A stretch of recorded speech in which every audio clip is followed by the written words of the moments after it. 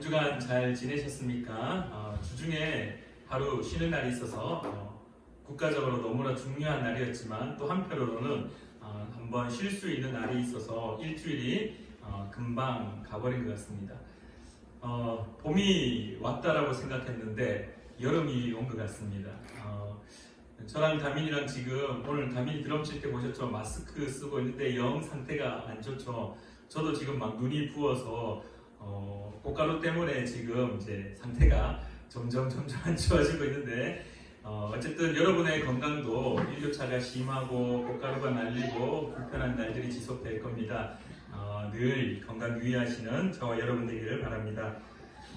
오늘 저와 여러분이 함께 말씀을 나눌 부분은요, 이제 요한 1서에 대한 말씀들을 우리가 함께 앞으로 계속해서 말씀을 공부하고 나누고자 합니다. 요한 1서, 우리 이 요한 1서의 말씀을 통해서 함께 말씀을 고민할 때 먼저 사도 요한이 요한 공동체를 향하여 어떤 마음을 가지고 어떠한 그런 목적을 가지고 말씀을 전했는지 우리가 한번 살펴보기를 원하는데요. 어떤 이유를 가지고 말씀을 전했는지를 알려면 제일 먼저 그 당시의 상황들을 우리가 한번 짚어보아야 됩니다. 여러분들 질문 한 가지 하겠습니다. 성경에는 기록되지 않은 모습도 있습니다.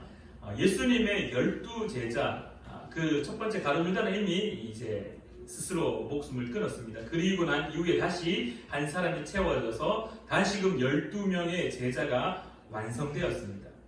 근데 그 제자들 중에 가장 오래 산 사람은 누구일까요? 가장 오래 산 사람, 오래 산 사람, 나이가 많아 죽은 사람은 혹시 누구일까요? 네, 요한입니다. 모든 사람들은, 대다수 사람들은 다 순교했습니다. 베드로 같은 경우에는 거꾸로 매달렸다라고 이야기하고 또 설에 의하면은 도마 같은 경우에는 껍질이 벗겨져서 죽었다라는 그러한 일도 있고 한데, 어쨌든 대다수 예수님의 제자들은 순교를 하였다라고 이제 외경이라든지 위경이라든지 또 다른 이제 성서학자들에 의해서 그렇게 이야기가 전해지고 있습니다. 그런데 오늘 본문 말씀을 기록한 우리가 소위 말하는 사도 요한복음의 저자이면서 요한 1, 2, 3서, 요한계시록까지 기록했던 이 요한은 가장 늦게까지 살았던 사람입니다. 가장 많이 산 사람 중에 한 사람인데요. 근데 이 가장 많이 살았다라는 것을 뭐라고 제가 이야기를 하고 싶냐 하면은 예수님의 실제적인 말씀의 선포를 직접 목격했을 뿐만 아니라 예수님이 돌아가시고 난 이후에 교회가 형성되어지고 사람들이 모여서 코이노니아, 클레시아 그러면서 이렇게 사람들이 모여서 교회를 만들고 교제하고 그러한 모습들, 초대 교회가 막 부흥이 일어나는 모습들을 목격함과 동시에 가장 늦게까지 그 교회의 상황들을 계속해서 지켜봤던 사람 중에 한 사람이 요한입니다. 요한 1서를 기록할 당시에 그 요한의 공동체가 어떠한 모습이었냐면, 첫 번째로는 이 외부적으로는 어떠한 요인을 가지고 있었냐면, 요한 공동체가 문제가 있었는데요. 이 첫 번째로 이 외부적으로는 이 로마의 박해가 있었습니다. 여러분들도 잘 알고 있다시피 로마에는 주가 누굽니까? 로마의 주는 오직 황제밖에 없었습니다.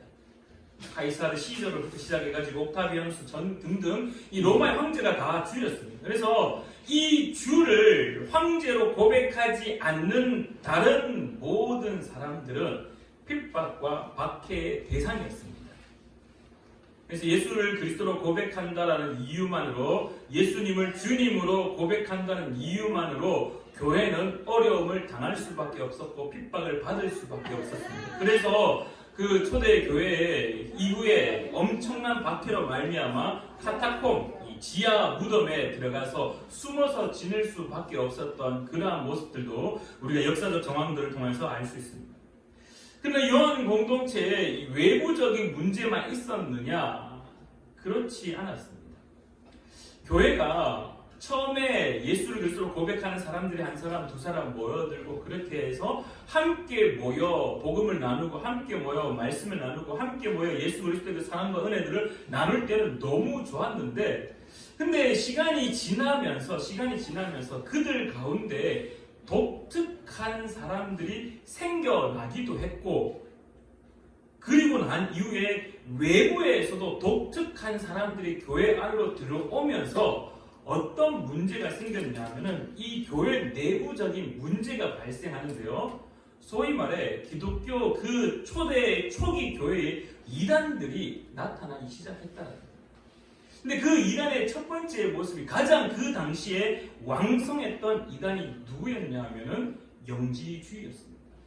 그래서 교회 안에 이 영지주의가 들어와서 이 교회를 공격하게 되었습니다. 그래서 외부적으로는 로마의 박해가 있어서 자꾸 숨어 지를 수밖에 없는 환경들이 만들어졌다라면은 내부적으로는 이 교회 안에 있었던 영지주의 이 이단들 때문에 교회가 분열되기 시작하는 모습들이 점차 나타났다. 자, 그럼 여기서 이제 한 가지 우리가 좀 짚고 넘어가야 될 게, 그러면은 영지주의가 뭐냐라고 하면은 영지라는 말이 잘 아는 것, 영적 지식을 말하는 것. 그래서 이 영지주의라는 것은 이 안다라는 것, 아는 것이 구원에 이른다의 그노시스라고 이야기하는데요. 영적 지식을, 어떤 영적인 깨달음이 있을 때 그 깨달음으로 내 속에 있는 영혼이 육체를 벗어나 그노스, 영적 세계, 그곳에 가서 기독교 안에서는 천국에 가서 하나님의 보좌에서 하나님과 함께 살 것이다라는 그러한 사상. 근데 이 영지주의에 가장 우리가 기독교에서 이단으로 볼 수 있었던 것 중에 한 가지가 무엇이냐면, 첫 번째는 육체의 이 부정을 이야기합니다. 육체는 영의 감옥이다라고 이야기합니다. 그래서 더 나아가서 현실의 삶을 부정하게 여깁니다. 현실의 삶을 부정하게 여기니까 어떠한 모습이 나타나냐면은 극단적 금욕주의, 아니면 반대로 극단적 쾌락주의가 나타납니다. 육체를 영의 감옥으로 말하고 현실의 삶을 부정한다는 것은 어디서부터 걸리냐면요, 천지창조부터 걸립니다. 하나님이 태초에 천지를 창조하실 때 보시기에 어떻다고 했습니까? 보시기에 좋았더라라고 이야기합니다. 하나님이 만드신 그 모든 것, 선하신 하나님이 만들었기 때문에 만들어진 창조된 모든 것들은 다 선할 수밖에 없습니다. 왜? 선하신 하나님이 창조하신 거기 때문에. 근데 영지주의의 가장 불편한 모습들이 무엇이었냐면은 영적 깨달음만 있으면은 이 내 몸, 이 육체는 영의 감옥이기 때문에 함부로 해도 된다. 이 땅은 그냥 잠깐 살다가 떠날 이 황폐한 땅이다. 그러니까 빨리 나는 하늘나라 그노스의 세계로 가야 된다. 그래서 나는 이 땅을 부정해서 극단적으로 모든 것을 하지 않는 금욕주의와 그 다음에 마음껏 살겠다. 내 마음대로 내 정욕과 내 욕망이 이끄는 대로 살아가겠다라는 이 극단적 쾌락주의가 이 영지주의의 모습이었습니다. 근데 이게 이 요한의 교회 공동체 안에 침범하였고, 그래서 이 독특한 것들을 좋아했던 사람들이 이 영지주의 사상에 빠졌고, 근데 영지주의가 교회 안에만 있었냐면은 당시 헬라 문화권 안에 있는 모든 사람들이 영지주의 사상을 가진 채 삶을 살았다는 겁니다. 그래서 그것들이 교회 안으로 들어와서 교회 안에서 이것이 다시 기독교 예수 그리스도의 사상과 함께 섞여서 교회를 무너뜨리게 되는 일들이 일어나게 되었습니다. 요한 공동체는 외부적으로는 로마의 박해가, 교회 내부적으로는 이 영지주의 문제 때문에 엄청 힘들어졌는데요. 그때 이 요한 공동체를 향하여서 말씀을 가르치고 권면하고 다시 회복하기를 원하는 말씀을 그들에게 던지는 게 오늘 우리가 읽은 본문 말씀입니다. 그래서 하나님께서 우리 가운데 어떻게 역사하시는지, 어떤 사랑을 보이시는지, 어떻게 은혜를 주시는지가 요한 1서에 기록되어 있는데요. 특별히 요한이 제일 먼저 그들에게 말씀을 선포할 때 하나의 명제와 같은 엄청나게 중요한 베이스를 먼저 선포하고 시작하는 겁니다. 그래서 요한일서 1장 5절 말씀이 이렇게 말씀합니다. 우리가 그에게서 듣고 너희에게 전하는 소식은 이것이니, 소식, 좋은 소식, 곧 복음은 무엇이냐? 하나님은 빛이시라 라는 것을 선포하고 있다는 겁니다. 사도 요한은 그 요한의 공동체를 향해서 제일 먼저 너무나 잘 알고 있는 것처럼 요한복음 1장의 말씀이 떠오르고 창세기 1장의 말씀이 떠오르는 하나님은 빛이시라는 가장 기본 중에 기본인 말씀을 그들에게 선포하였습니다. 그래서 이 말씀을 선포하면서 시작을 하는데요. 자, 여러분들 성경 속에 이 빛의 이미지가 어떻게 나타납니까? 빛 그러면 딱 떠오르는 이미지가 혹시 있으신가요? 빛 그러면은 떠오르는 이미지가 성경 속에서는 대다수 진리를 떠올립니다. 진리의 영. 빛 그러면 진리. 그 다음에 또 다른 것은 의롭다 하는 것. 이것들이 성경 속에 전반적으로 빛과 관련되어 있는 의미들입니다. 근데 반대로 어두움은 그러면 어떤 의미를 이야기할까요? 우리 앞서 빛은 진리요 의로움이라고 말했듯이 어두움은 반대로 거짓을 나타내는 것이고 악을 나타내는 겁니다.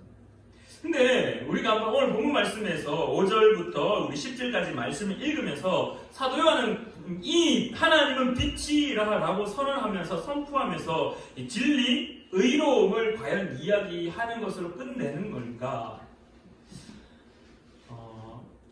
늘 우리가 성경을 읽을 때 우리가 바라보아야 되는 것은요, 성경이 그냥 메시지가 이것이구나, 이걸 이야기하는구나, 이걸 선언하는구나, 이걸 선포하는구나 라고 끝내주면요, 이 말씀은 그냥 책에 불과합니다.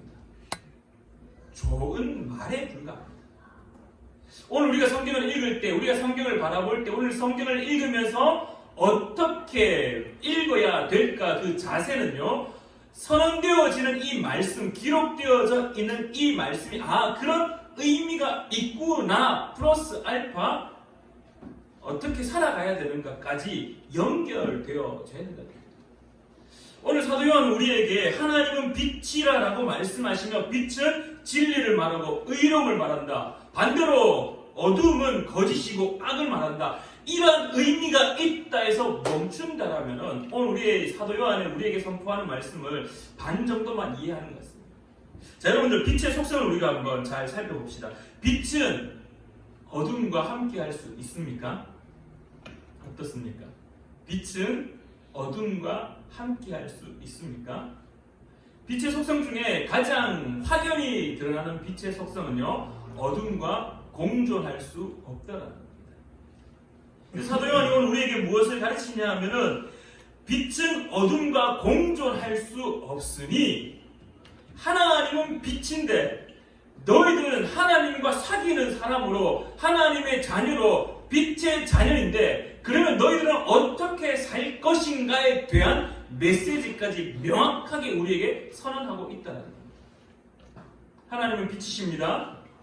이것으로 끝나는 것이 아니라 이러한 하나님의 속성, 하나님의 정체성, 하나님의 아이덴티티로 선언하고 끝내는 것이 아니라 하나님은 빛이십니다. 그래서 당신은 어떻게 할 겁니까?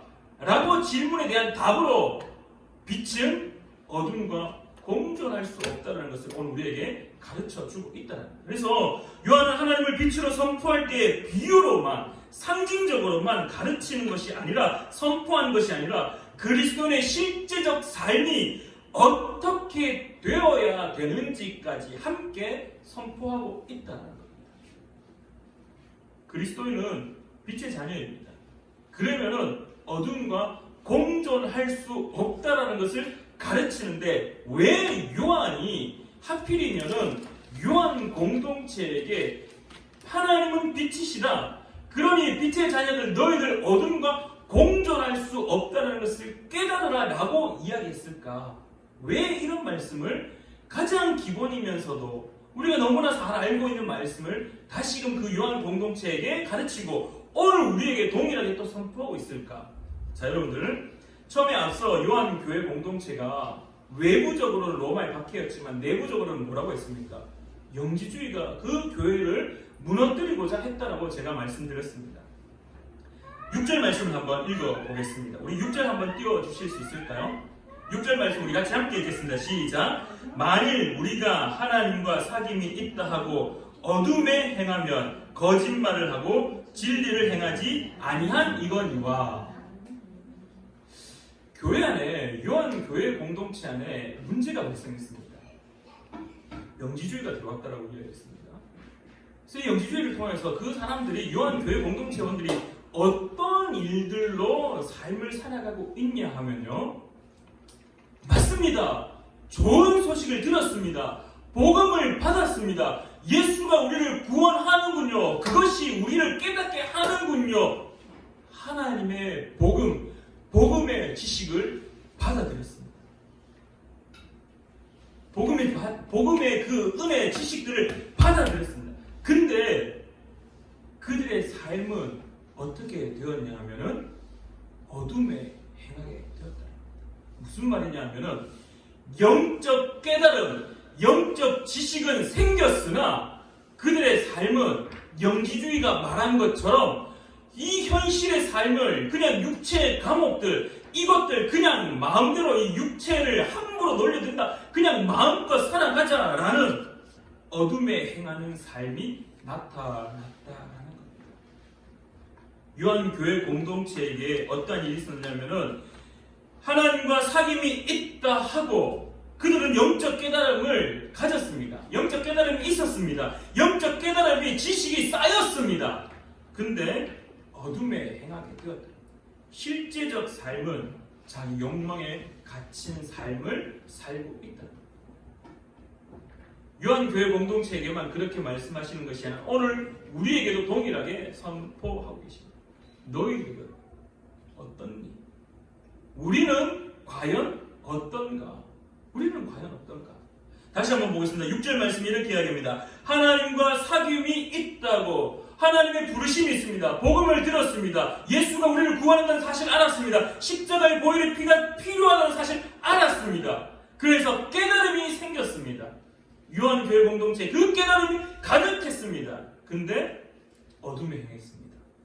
그들은 실제적 삶에 있어서는 자기의 욕망을 추구하는 그 욕망에 갇힌 삶을 살았다라는 것을 오늘 말씀을 통해서 우리에게 가르치고 있습니다.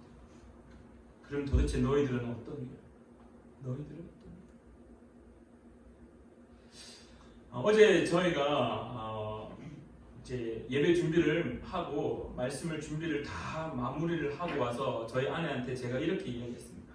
너무 힘들다. 너무 힘들다. 지난주부터 말씀을 준비하는 것이 너무 힘들다. 너무 힘들다. 왜 이렇게 맥이 안 잡히고 왜 이렇게 어렵지? 왜 이렇게 힘들지? 이렇게 힘든 경우는 참 없었는데 왜 이렇게 힘들지? 그렇다고 제가 신학서적을 안 읽느냐? 그렇지 않습니다. 한 달에 10만 원 이상씩 써가면서 책을 사오면서 이 계속해서 지식을 계속해서 쌓아가고 있습니다. 영적 지식은 계속해서 풍성해지고 있습니다. 복음의 지식들은 계속해서 쌓여져 갑니다. 하나님이 저에게 깨닫게 하시는 것은 기서가, 그래 네 영적 지식, 그래 성경에서 말하는 지식이 풍성해진 거 알겠다. 근데 너의 실제적인 삶은 어떠냐라고 질문하고 있다는 겁니다. 하나님에 대한 지식은 갈수록 많아집니다. 우리가 신앙생활을 하다 보면요, 성경의 지식들이 갈수록 쌓입니다. 책을 통해서든 유튜브를 통해서 설교를 듣든 어떤 행위를 통해서든 하나님에 대한 이 지식은 너무나 쌓여지고 많아집니다. 갈수록 많아집니다. 근데 우리의 실제적인 삶에서는 어떠냐? 요한이 요한교회 공동체 안에 들어왔던 그 영지주의 사상을 이야기하면서 그들도 예수 그리스도를 고백하는 것이 구원에 이른다는 사상을 알게 됐습니다. 그것이 복음이라는 것을 깨달았습니다. 근데 그 복음을 전적인 예수 그리스도 그 피를 의지하는 것이 아니라 깨달았으니 이제 나는 내 마음대로 육신의 삶을 살아가겠다고 그 깨달음과는 정반대의 삶을 살았던 모습을 요한은 지적하였습니다. 그래서 하나님과 사귐이 있다고 어둠에 행하는 자. 사도 요한은 오늘 저와 여러분에게 다시 한번 질문합니다. 너희들도 하나님의 아는 지식은 많지 않느냐? 너희들도 하나님을 향한 우리가 하나님을 알아가는 지식이 참 많은데, 머리로 하는 것 참 많은데 너희들의 그 실제적인 삶에서는 빛 가운데 거하니? 아니면 어둠 가운데 거하니? 빛은 어둠과 공존할 수 없는데, 빛의 자녀는 어둠 속에 살아갈 수 없는데, 너희들은 그거 아는데 왜 너희들은 너희의 유익을 추구하는 삶을 살고 있느냐? 오늘 저에게 깨닫게 하시는 말씀, 오늘 저와 여러분들이 함께 깨달았으면 하는 말씀, 영적 지식이 자꾸 쌓인다고 해서 그것이 우리의 신앙의 생활을 풍성하게 만들 수는 있겠죠. 그런데 영적 지식이 우리를 온전하게 하느냐라고 했을 때 과연 그럴까라는 질문. 왜냐하면 영적 지식은 자꾸 쌓이지만 우리의 실제적인 삶을 돌아볼 때 그렇지 않은 우리의 모습을 자꾸 발견하고 있기 때문에, 하나님에 대한 지식은 갈수록 많아지나 실제적인 삶에서는 하나님의 영광을 위한 삶보다 나의 기쁨을 위한 것, 나의 유익을 위한 것, 하나님 없이도 살아갈 수 있다라는 망각된 생각들. 하나님 잠시만요, 내가 이거 행해야 되는 것이 있으니까 하나님 잠깐만 기다려 주실래요? 그러한 모습들. 어떻게 본다라면은 그 교회, 요한교회 공동체에 있었던 영지주의가 오늘 우리 가운데도 동일하게 임해서 하나님에 대한 지식은 갈망하고 그것에 대한 깨달음을 자꾸 추구하는데 실제적인 삶에서는 그것과는 거리가 먼, 그냥 나의 삶을, 나의 기쁨을 추구하는 삶을 살아가고 있지는 않는가라는 질문을 오늘 저와 여러분에게 사도 요한은 던지고 있다는 사실입니다. 그러면서 동시에 오늘 사도 요한은 우리에게 이 답안까지도 제시하고 있습니다. 근데 참 재미있게도 그 답안 역시 너무나 기본을 우리에게 가르치고 있습니다. 7절 말씀입니다. 그가 빛 가운데 계신 것 같이 우리도 빛 가운데 행하면 우리가 서로 사귐이 있고 그 아들 예수의 피가 우리를 모든 죄에서 깨끗하게 하실 것이요. 아멘. 너무나 잘 알고 있는 말씀입니다. 너무나 잘 알고 있는 말씀입니다. 왜냐? 이미 우리는 영적 지식이 가득합니다. 우리는 이미 영적 지식이 포화된 상태입니다. 근데 다시금 사도 요한은 그 요한교회 공동체에게 뭔가 특별한 비법을 알려줄 줄 알았는데, 특별한 비법이 아니라 가장 기본적인 것, 출발도 하나님은 빛이시라 빛과 어둠은 공존할 수 없다는 것을 가르치며 가장 기본적인 예수 그리스도의 그 보혈의 피가 우리의 모든 죄에서 깨끗게 할 수 있다는 것을 가르치고 있다는 것. 그것이 오늘 우리에게 주어지는 명확한 대안이고 답이다라는 사실입니다. 사랑하는 우리 푸른나무교회 성도님들은 어떻습니까? 예수 그리스도의 그 보혈의 피가 우리를 정결케 함을 믿으십니까? 아멘. 믿으십니다. 우리의 모든 어둠에 행하고 있는 이 어둠들을 물리칠 수 있고 이겨낼 수 있는 가장 큰 힘은 예수 그리스도의 보혈의 피라는 사실을 기억하기를 간절히 축원합니다. 더 나아가서 9절 말씀에 이렇게 이야기합니다. 만일 우리가 우리 죄를 자백하면 그는 미쁘시고 의로우사. 예수 그리스도의 피가 우리를 정결케 한다는 사실 알잖아. 그러면 이제 너희들은 무엇을 해야 될까? 죄에 대한 인식. 하나님, 내가 죄인입니다. 하나님, 내가 죄인입니다. 하나님, 내가 이렇게 죄를 지었습니다라는 그 고백들, 소위 말해 회개가 우리의 삶 가운데 일어나야 된다. 여러분들 잘 알고 있죠? 사도행전 2장에 오순절날 마가의 다락방에 성령이 임하시고 난 다음에 베드로가 그 많은 사람들 앞에서 당당하게 선언합니다. 당당하게 선포합니다. 당당하게 말씀을 선포합니다. 그러고 난 이후에 그 말씀을 들은 사람들이 어떻게 합니까? 마음에 찔려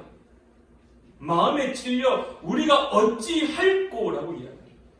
그때 그들이 이야기하기를 베드로가 회개하고 세례를 받았다.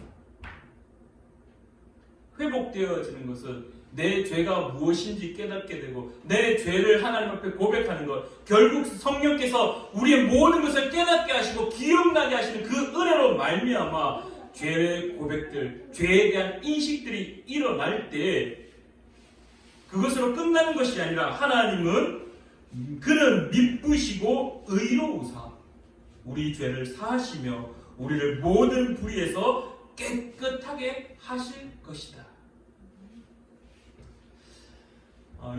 요한의 교회 공동체에게 요한이 특별한 것을 가르친 것이 아니었습니다. 가장 기본을 다시금 되새기게 하였습니다. 사랑하는 우리 푸른나무교회 성도님들, 말씀을 읽으시고 말씀을 들으시고 말씀을 바라볼 때 뭔가 독특한 것, 뭔가 새로운 것, 저도 설교를 준비하면서 말씀을 준비하면 가장 마음에 이 힘든 부담은 뭐냐 하면은 뭔가 좀 더 독특한 것은 없을까? 좀 더 뭔가 성도님들 들었을 때 우와 그렇구나 이런 건 없을까? 뭔가 특출한 나만이 고백할 수 있는 우리 교회 성도님만 고백할 수 있는 뭔가 독특하고 특별한 말씀은 없을까라는 그 고민들. 근데 하나님은 우리에게 저에게 기본을 다시금 말씀하고 있다는 것. 사랑하는 우리 푸른나무 교회 성도님들, 영적 지식이 많이 안다고 해서 그것이 우리를 온전하게 만드냐라고 질문한다라면은 지식은요, 지식에 불과합니다. 요한교회 공동체는 그 지식이 있었지만은 그러나 예수 그리스도의 그 사랑, 그 은혜, 그 바운더리 안에서 떠나 결국 어둠에 행하는 자로 살았다라는 것을 우리에게 말씀하고 오늘 너희들은 어떻게 살아가고 있냐라고 다시금 질문하며 가장 기본인 예수 그리스도의 피가 우리를 정결케 합니다. 성령이 깨닫게 하심으로 기억나게 하심으로 너희들의 죄 하나님이 없이도 살아갈 수 있다고 생각하는 그 망언들 망각들을 깨닫게 하고 다시금 고백하게 하여서 하나님이 우리를 회복시켜 주는 모습들 그것을 가르쳐주고 있다는 것입니다. 레위기서 11장 45절 말씀 우리가 너무나 잘 알고 있는 말씀입니다. 하나님이 이스라엘 백성들에게 내가 너희들을 출애굽시킨 하나님이잖아. 내가 너희들을 그 땅 가운데서 끄집어낸 하나님이지 않느냐. 그러면서 그들에게 말씀하기를 내가 거룩하니 너희도 거룩하라고 말씀하십니다. 거룩은요, 카도시는요, 뭔가 막 거룩 그러니까 뭔가 신비롭고 뭔가 영어로 표현하면 홀리, 뭔가 좀 성스럽고 이런 것처럼 보이시지만 이 카도시의 본연의 의미는 뭐냐면요, 구별된 삶입니다. 사도 요한이 오늘 우리에게 말하고 있는 것, 가르치고 있는 것, 그 구별된 삶. 빛의 자녀는 어둠에 살 수 없다라는 것. 혹여나 저와 여러분이 어둠에 살아가고 있다라면은 예수 그리스도 그 보혈의 피로 다시 회복되기를 간절히 기도하여 성령께서 깨닫게 하시는 그 죄에 대한 고백들이나 회개하여서 하나님의 은혜 안으로 다시 돌아와 거룩한 자, 구별되어 살아가는 자 되기를 간절히 축원합니다. 기도하겠습니다. 참 좋으신 하나님 아버지, 은혜를 진실로 감사드립니다. 하나님, 삶을 살다 보니, 신앙의 생활을 하다 보니 그 시간이 점차 쌓여서 우리의 삶에 영적 지식은 참 많이 쌓인 것 같습니다. 그러나 돌아보니 영적 지식은 많으나 우리의 삶의 모습 속에서는 오늘 요한교회 공동체에 있었던 문제처럼 어둠에 행하며 이 땅 가운데의 삶에 하나님의 영광을 위한 삶보다 나의 삶의 기쁨과 유익을 위하며 그렇게 살아왔던 모습이 참 많았음을 고백합니다. 사도 요한은 다시금 아주 기본적인 것이지만 너무나 중요한 것을 그들에게 가르치고 오늘 우리에게 가르치고 있음을 또한 바라봅니다. 예수의 피가 우리를 모든 죄에서 깨끗하게 하실 것이고 우리가 주님의 그 은혜로 성령께서 깨닫게 하시는 그 은혜로 우리의 죄를 자백하면은 하나님은 여전히 미쁘시고 의로우사 우리의 죄를 사하신다라고. 그래서 우리를 모든 불의에서 깨끗하게 하셔서 빛의 자녀이기에 어둠에 살아갈 수 없음을 깨닫게 하시며 구별된 자로서 빛의 자녀로 살아가게 하시는 모습을 깨닫게 함을 바라봅니다. 사랑하는 우리 푸른 나무 교회 성도님들, 모든 그 삶의 자리에서 어둠과 공존하는 그러한 삶이 아니라 빛의 자녀의 삶으로 어둠을 떠나 빛 가운데 거하는 삶이 될 수 있도록 주님 함께하여 주시옵소서. 주님의 도우심이 필요합니다. 그 도우심이 없이는 살아갈 수 없사오니 언제나 도우심 가운데 거하는 사랑하는 우리 푸른 나무 교회가 될 수 있도록 도와주시옵소서. 함께하여 주심에 감사드리며 예수님의 이름으로 기도드리옵나이다. 아멘.